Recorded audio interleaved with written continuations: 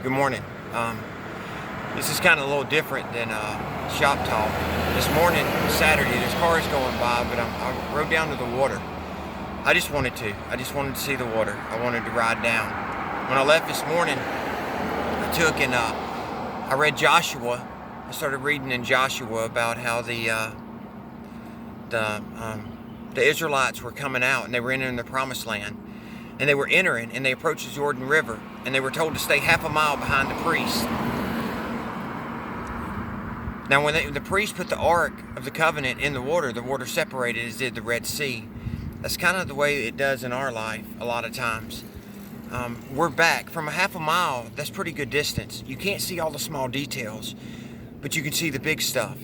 The way God works in our life and the way He moves is beautiful. We can't always see the small little details that He does, but we have to continue to obey and trust and faith that He is. And they did. And then once they crossed the Jordan, they put up rocks. God commanded them to put up stones, 12 stones, for remembrance of what He did for the 12 tribes. And we're to remember the things He's brought us out of. Just remember that. This morning I left out and I came down and I had a ministry bag with me. I passed so many people in need. There were so many, and I never stopped at one until I went by City Park. I drove by the City Park where the homeless tend to stay sometimes, and there was a guy sitting up under the pavilion, older black man, probably my age, and I walked up to him, and I didn't know how to approach him, so I just said, "Hey, are you okay?" He said, "Yeah." I said, "Okay." I said, "Do you have a place to go?" He said, "No." And I said, "I got something for you." And it just happened a second ago, so I'm kind of still emotional over it. But he didn't have anything. He didn't have no place to go. I gave him my testimony. I didn't even have my testimony in the bag. I didn't have money in the bag, so I took some out of my wallet and gave to him. And I said, "Look, it's not my job to tell you what you can do with this money. That's yours. I give. Christ tells me to give. But I want you to know that I love you." I gave him part of my testimony and said where I was and where I am now. And I said, "Please, God's calling you." He was just sitting under there. It was hot. He opened the bag and he looked in and there was a shirt. It's one of my shirts I gave him. And he was looking at it because he needed a shirt. He needed these things. I know we can't save the world, but his name was Ray.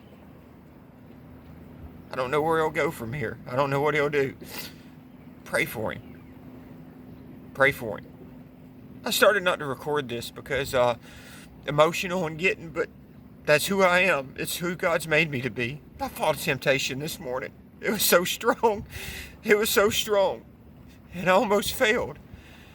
But I didn't. I went to Him. Temptations will never stop until the tempter is disposed of. Know that. They're going to come. And if you don't abide in God for your strength, eventually it will get you. You will fail. But I didn't. I got on my little bicycle. I came down here to the beautiful water God created because I'm free, and I can because of His grace. I got to meet Ray, who I don't know. I got to pray for him, tell him I love him. I got to give him some stuff because that's what's commanded to do.